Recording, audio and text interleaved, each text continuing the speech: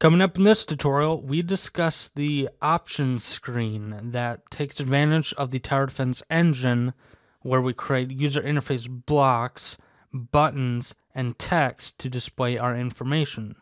The buttons accept input from the mouse, so if we click one of these, it will change the state of the options screen. So we activate, we want to change sound, and we can use our keyboard up or down arrow keys to change level. So I hope you enjoy this tutorial.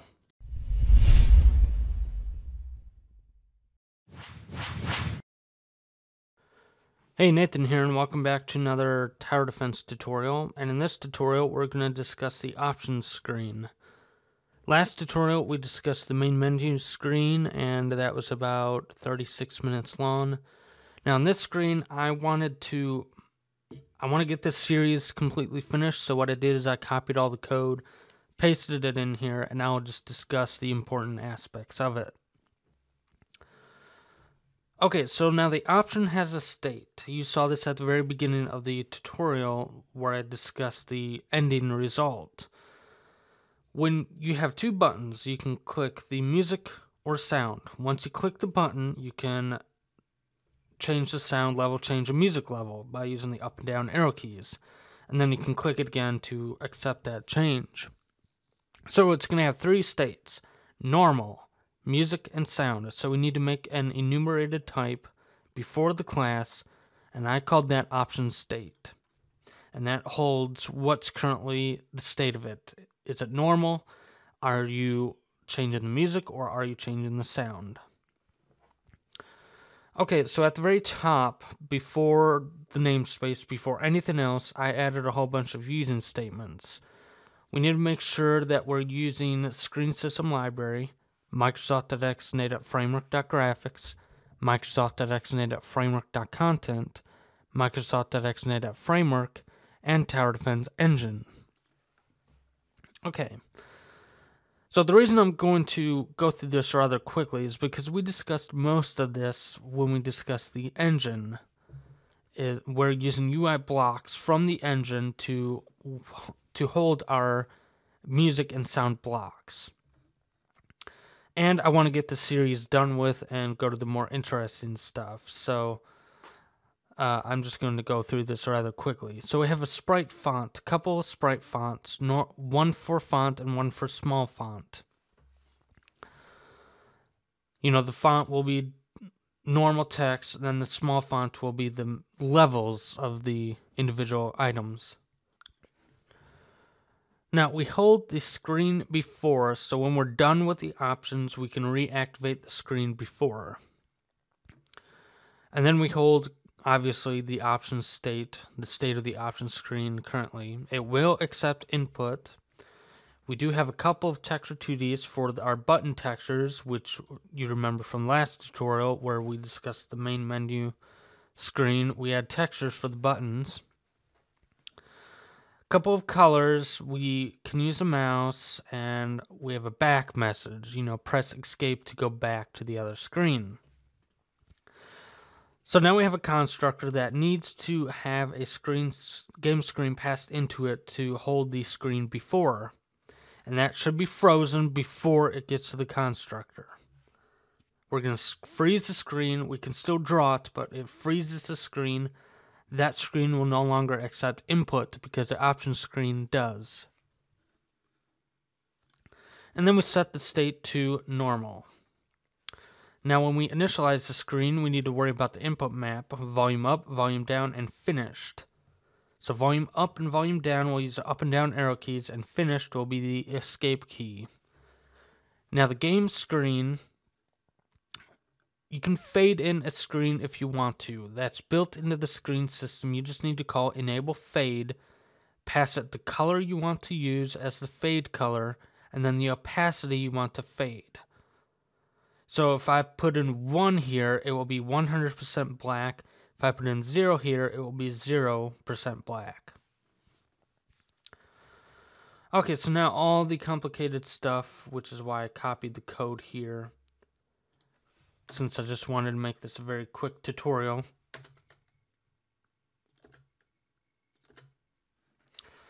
Okay, the load content. We, just like all other screens, we need to get the content manager from the screen system. We load in the two fonts, the menu font and then the menu small font. We load in the textures, inactive button and active button. Now, in this case, I'm not using the sprite sheet. I separated those into inactive and active buttons, so that way the system's a little bit quicker since we do not need to worry about states as much as the menu system. The colors we want them to have, they should be the same as the menu screen, selected is 214, 232, 223, 214, 232, 223, and normal is 104, 173, 178. 104, 173, 178. So they're the same colors. We load in the mouse texture, and then we generate new user interface blocks. Now these blocks need the graphics device, which we get from the screen system, and where we want them to be. So that needs to be a rectangle. So I want them to be 10 pixels from the left edge of the game screen. The first music block needs to be 110 pixels from the top of the game window. Now we want it to fill the rest of the width minus the 10 we passed in for the X. And we want it to be 100 pixels tall. Now the second one, it needs to be that 100 plus the top, so that'll be 210 plus some spacing between the two blocks. So that's a 10 pixel spacing. So it ends up being 210 pixels from the very top of the screen. Okay, so now for each user interface block, we need to get the position of the button we want in that block. We want to get the position of the bottom right of the inactive button texture that's inside the music block. So we need to get the music block.dimensions.left plus the width of the texture, and then music block.dimensions.height plus the height of the texture. So that gives us the bottom right of the texture. And then we need to create a new button, which is from the user interface system in the tower defense engine itself. So we need a new button. We pass it in the texture we want. So inactive button texture. The position we want it to have. The text we want it to have. It's a text object, so we pass in the string we want it to have. The settings.music volume times 100. Since that music volume's in a float between 0 and 1, we want to multiply it by 100, so it gives us a nice look at what the music level is. The font we want to use, and the position of the text. Now we want to position the text horizontally centered, and then we want to give it an additional 10 pixel bump to the right. And then we want it vertically centered as well. So we get the position.y minus half the texture's height. We give it the color, which is normal, and we give it the actual screen itself, which is this. Okay, so now we add a event for the button, which is if we click the left button on our mouse, we want it to perform a method here, music underscore left click event. Now we need to add that to the music block. Okay, so now we need to add text for the music instructions, and that's going to say select the music button to change the settings. We use small font, and then the position we want it to have, which is the button position plus the half the button texture width plus 10. So we're just reversing what we did here. And then give it a 10-second bump to the right. And then the button text .position.y. So we want it the same vertical position, but we want it outside the button in the horizontal direction. And then we add that to the music block as well. Now we do the same thing to the sound block. We get the position based on the inactive button and the sound block's dimensions. Then we create a new button with the sound value, and then we, again, want it horizontally centered plus 10 pixel bump, and then vertically centered with the normal color, and we pass it the screen, which is this. And then it's going to be different left click event. And then we add it to the sound block, and then we add the same instructions. But in this case, it'll be sound, not music. And then we add that to the sound block again, and then we just say the back message is press escape to go back. Okay, so now let's discuss what happens when you click one of these buttons. So let's discuss sound. When you click sound, it needs to check the state of the options screen. If it is normal, we need to convert the sender, which is an object, to a button. Now we need to set the button texture to the active button texture. And then the position, we need to do the same thing we did above, which is get the dimensions.left plus the button texture.width, dimensions.top plus button texture height. So in case the textures are different, we need to update the position accordingly. Button text.position is the same thing we did up here, but remember we're using the new textures, so we need to refer to the texture and set its position accordingly again. Now a button has a .setColor method that you can change the color of the button, and then we just pass in the selected color we made up top here. Once that's done, we need to get the text of the sound instructions. Whenever we add a text to the block, we pass it a key. So sound instructions is the key, and the object is this. So we need to get the text from the key sound instructions, and then we need to set the value. Press the up or down arrow keys to change the value with a new line. Click the button again to deselect. Now we need to set the position to be a new vector 2 with the rectangle.right plus 10. And then remember we changed our positions here. So button text.position.y. Finally, once that's done, we set our option state to sound.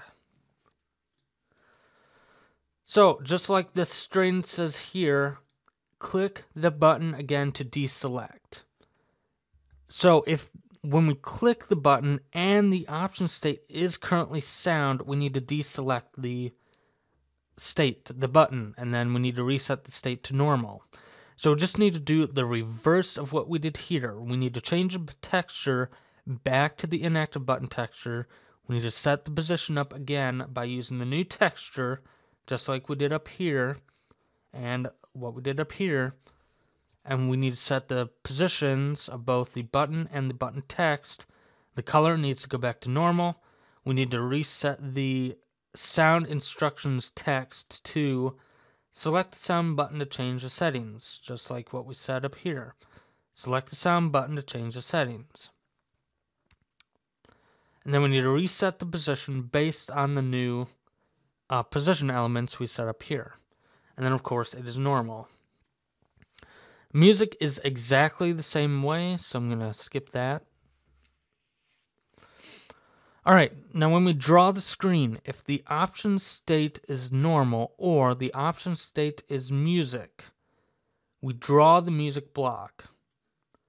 So normal, we draw both blocks. When we click one of them, we only draw that one block. If option state is normal or option state is sound, we draw the sound block. Now, I do not have an else if here because, again, if it's normal, we want to draw both blocks. If it's one or the other, music or sound, we want to only draw that block. Then we draw the string for the back message. Press escape to go back.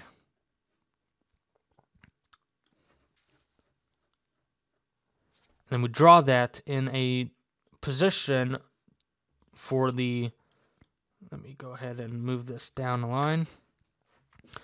So the position will be the viewport.width minus the measure strain of the back message.x divided by 2. So it's going to be horizontally centered because we measure the strain and divide that value by 2 and subtract the width divided by 2, and that gives us a horizontal position of centered. Vertically, it's going to be the sound block dimensions.bottom. Remember, sound is below.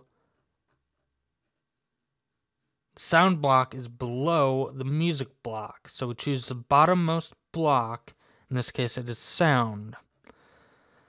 So the sound block.dimensions.bottom, that will get the very bottom of the block vertically, plus the line spacing of the sprite font object. And we want to give it a color.white. Then we draw the mouse on top of everything else. We draw the mouse. Alright, so now when we update, we need to update the mouse to make sure nothing, if the movement of the mouse has changed or if we clicked a button, we gather that from the mouse update. Now just like the engine, we need to loop through every button inside of the block. So in this case, the music block.buttons, and we need to update those, pass on the mouse, make sure that the button is not actually clicked. If it is clicked, we throw in the click event, and that takes care of it on the engine side.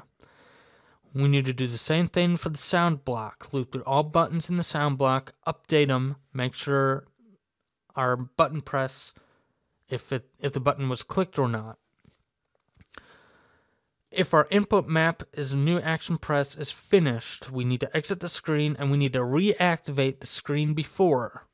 Remember, the screen before needs to be frozen before we call the constructor for this screen. Because when we finish it, we need to reactivate the screen. Okay, so if our option state is music or sound, we need to do a input map check based on the volume up or volume down action. So I'm going to discuss music since this first. Sound will be almost exactly the same way. So music, if we do press the volume up and the music volume is less than 1.0 F. So it needs to be less than 100 when we multiply it by 100. So remember, music volume is between 0 and 1. You cannot have larger than 100% music volume. So if it's less than 100%, we increase it by a certain amount of your choice. I chose 0.05 F. And we increase the music volume by that amount. We get that from the singleton and set the volume level. Set the volume of the music level with the new setting. Now we need to get the button, the music button, and we need to change the button text value.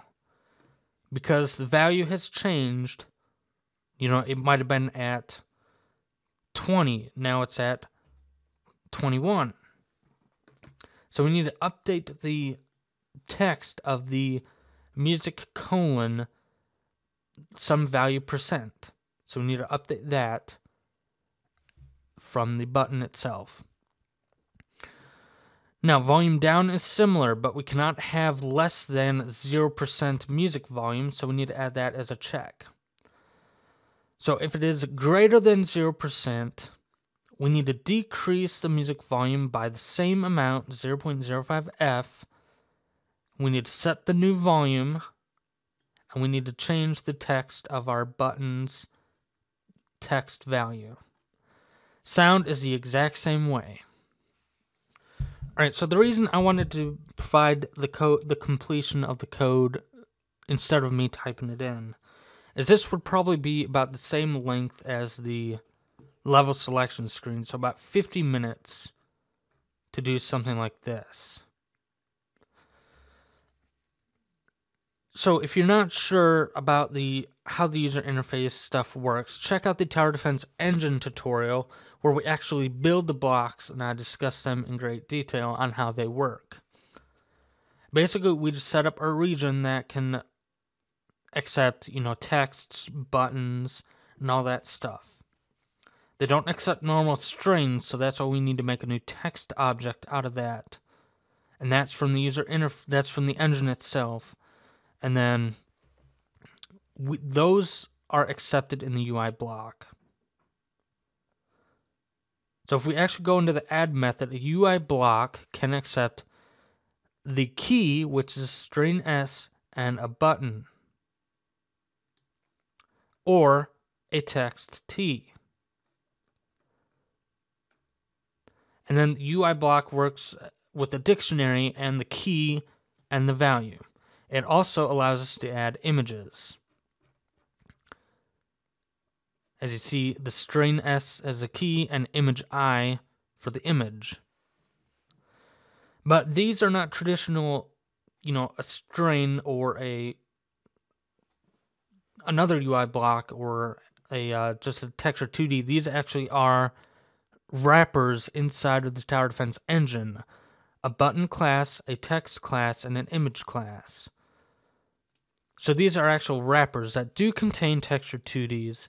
They do have to have a position and a rectangle. So these are just wrappers for the texture 2D with the inclusion of a position and a rectangle. And then the same thing for text. Text is a string value, and then the actual property for value, the sprite font that it needs to use to draw, the dimensions, position, velocity, rectangle. So you can animate this if you want to.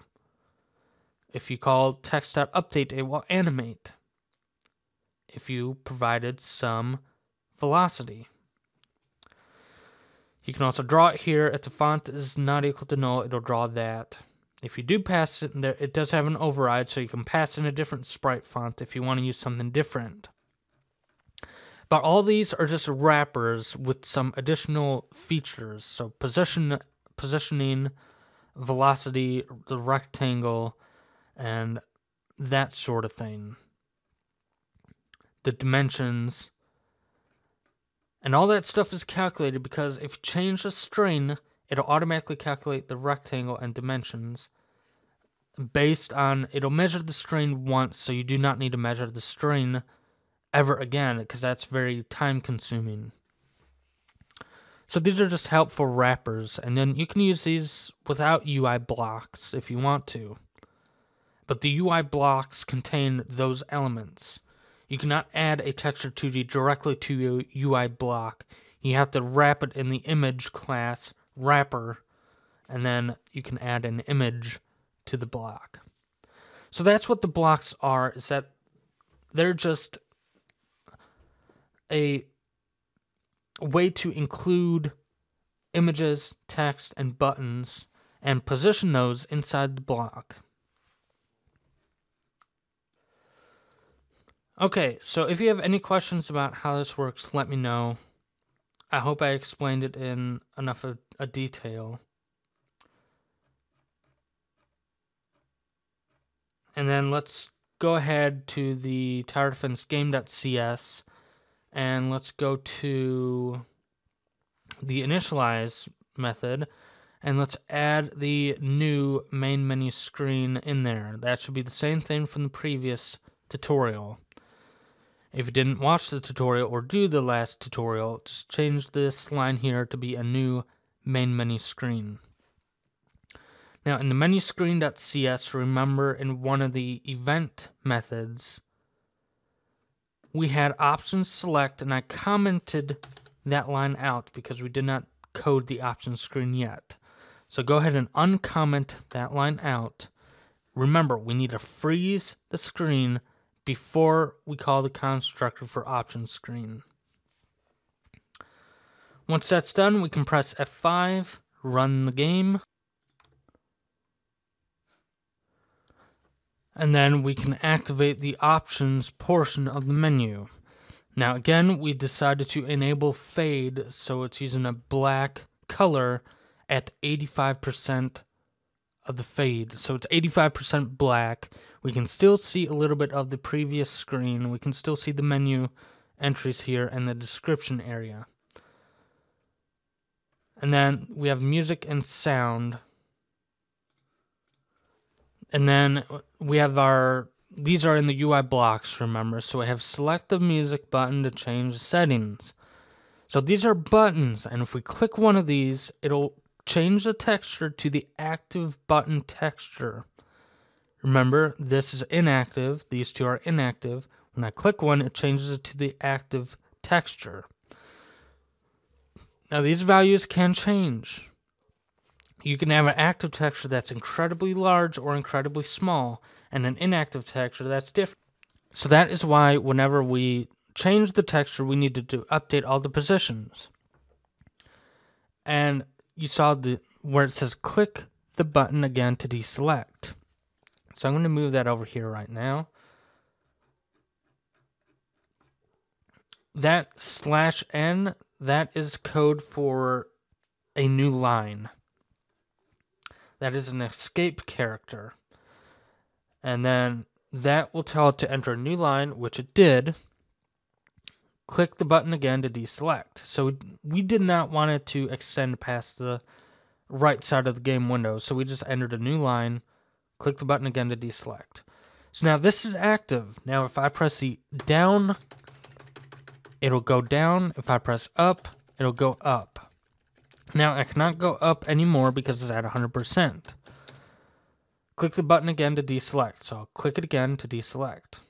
Now sound will operate the same way, except for sound we want it to play a cue that we can decide in the actual options screen what to play. It'll play it whenever we increase or decrease the sound level. That way we can make sure how loud we want to make it. Now, once the audio system is all in place, and if we go to the main menu system, once we are ready to go, we will uncomment this line out. That will start playing the menu loop. And then when we modify the music level, that song will already be playing, so we do not need to have an audio like this. We do not need to have it play a music file whenever we change volume level for the music, because that should already be playing. We just didn't have the audio system in place just yet. Okay, so I'm going to demonstrate that right now. I'll go back to the options screen, and I'll click sound to activate it. Now I'll move it, press down, and you will hear a sound effect, because it plays that so we know how loud we want to make it.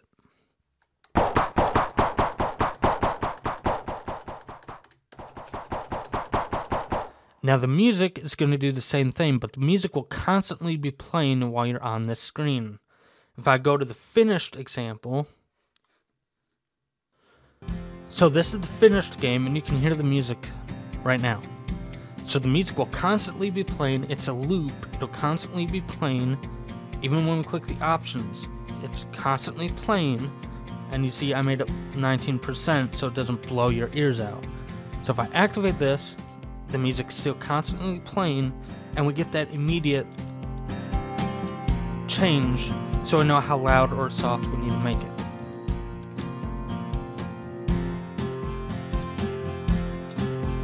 So that's why we do not need immediate response from the audio manager like we do with the sound, is because the music is constantly playing.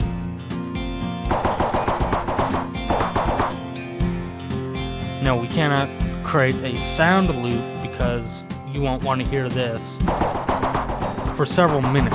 You just want an immediate response whenever we change the level.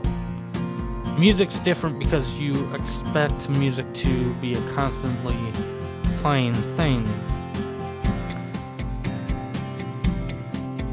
Now I press escape to go back, and I'll quit this. Okay, so that is it for this tutorial. I hope you enjoyed it, even though the code was finished when I went into it. But I hope you got a good understanding about what we're doing here with the blocks and how we're positioning the elements. Oh, and by the way, it was not centered horizontally. That was changed. Okay, so next tutorial, we're going to discuss the pause screen, and I'll probably have the code finished for that as well. It's basically going to be exactly like the main menu screen, except for instead of play, we're going to have resume. So it's pretty much going to be the exact same thing, except for play will be changed to resume. So I hope to see you next time.